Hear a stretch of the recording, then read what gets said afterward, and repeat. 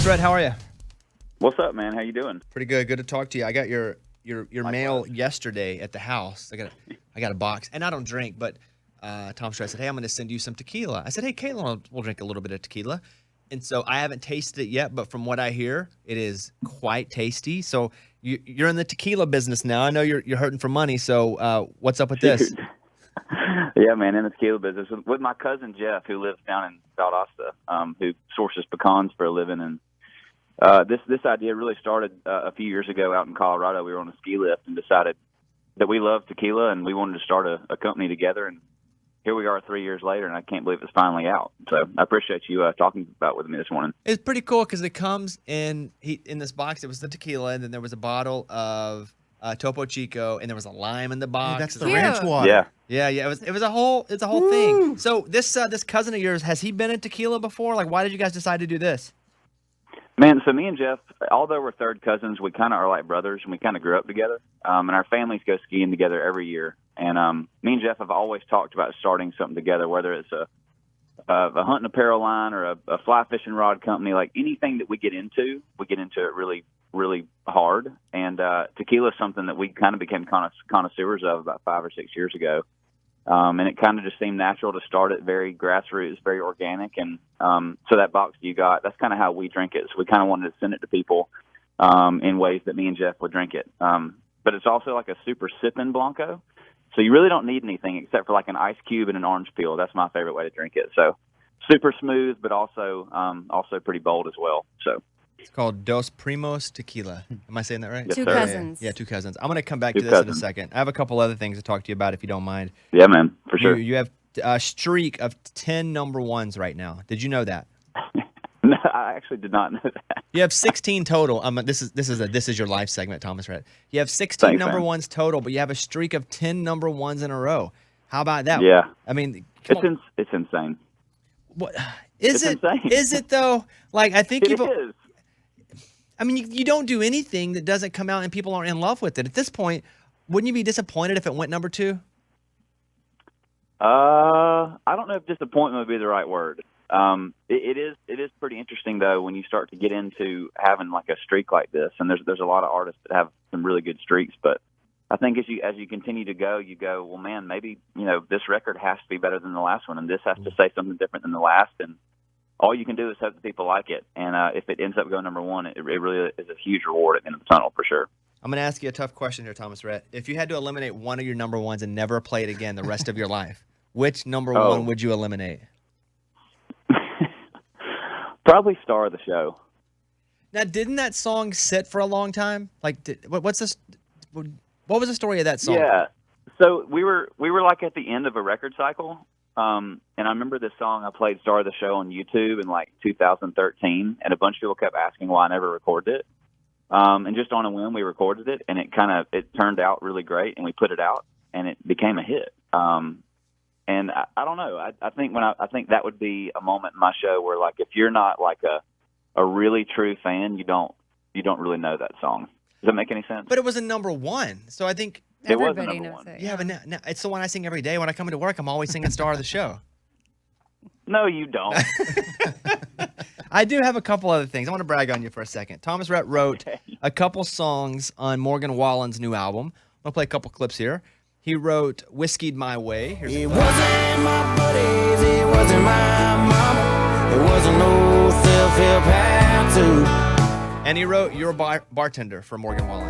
If I was your bartender, I'd mix 'em up strong and a time. When you wrote those songs, were you writing for you as an artist, or were you just writing songs for folks? Man, when I wrote Bartender, I kind of knew at the first chorus that song might not be for me, but I knew it sounded like a really big song for somebody. And I immediately sent it to Morgan, and he said, "Is this for me or is this for you?"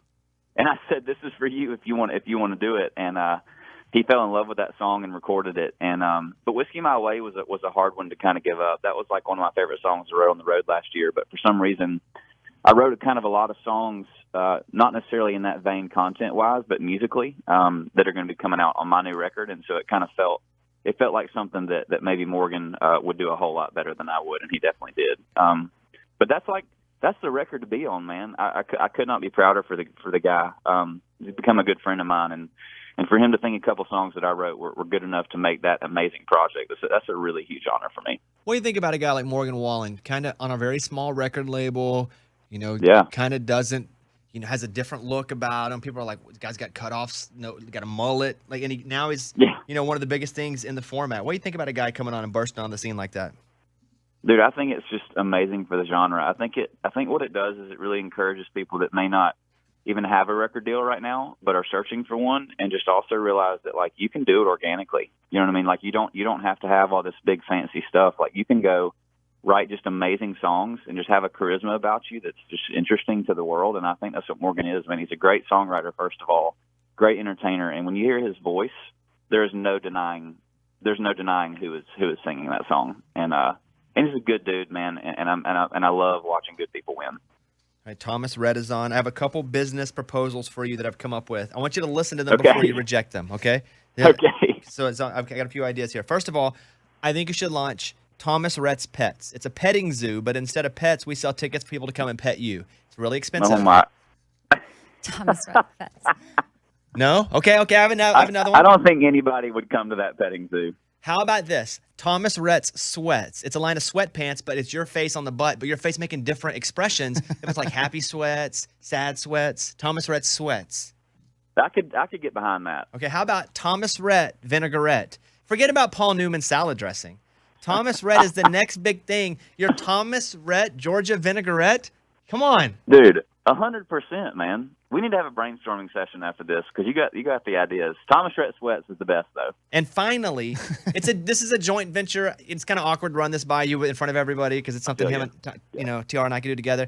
It's called Bobby and Tommy's Mommy. It's a joint venture. It's a daycare where we once a month take care of all the country artist babies. Dude, we would crush that. Just something to think about. No pressure. You don't have to invest anything yet. No pressure. Just some ideas. I'll have my people reach out to your people. We'll get the contract signed immediately. Thomas Rhett is on.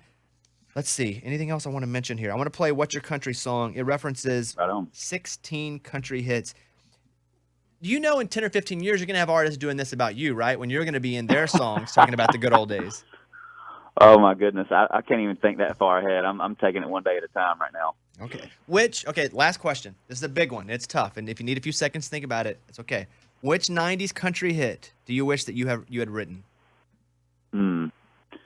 Well, my default would be one of my dad's for sure, but probably John Deere Green. Oh, man, on a hot summer night. Yeah. Another good one. Yeah. That's such a jam. There's so many in the 90s, man. They got it right. That's such a good one. All right, Thomas Rhett. Okay, tell everybody what tequila they need to go when they're buying their tequila and buy. Okay, so I don't know where everybody lives, obviously, but I think that Dos Primos will be here in Nashville at the end of the week at most liquor stores you go to. But Dos Primos, me and my cousin Jeff started it. If you haven't tried it and you love tequila, you should definitely try it. Or if you don't like tequila and you just drink whiskey, you should still try it. I'm confused by that method, but okay. I'm kind of rambling. Or you could gift it to somebody. Can you mail alcohol like it's a gift? Well, he mailed that. How do you get it to you? Drop it off or mail it? Somebody in a black coat showed up, dropped it, and ran. I don't know. No, I think you can mail it as a gift, but I don't think you can buy it. I'm not totally sure. You can ship it. I mean, I'm in a wine club. I get wine in the mail. Right. So, yeah, exactly. Just give us your address, TR, and we'll tell everybody to send you some money, and you just send it to them. Mm-hmm. That's a great idea. Okay. There he is, Thomas Rhett, taking over the world, now with his tequila. Hey, thank you, Thomas Rhett. It's a Bobby Bones show.